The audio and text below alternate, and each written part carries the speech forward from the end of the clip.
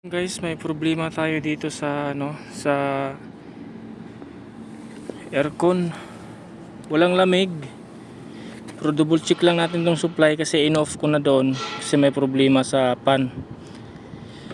Okay, wala na siyang supply. At mapapansin nyo dito,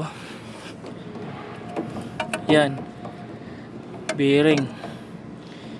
Pero check pa rin natin tong winding yan. Okay, para sureball tayo, remove natin tong isang wire, lagyan ng tip. Hindi natin alam kasi mga pasaway, mga taong yan eh. Ibang lahi ang may-ari nito sa kwarto.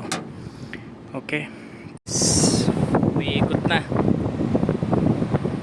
Okay,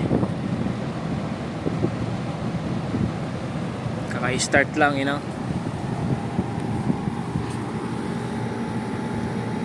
Yan, medyo malamig na. Okay.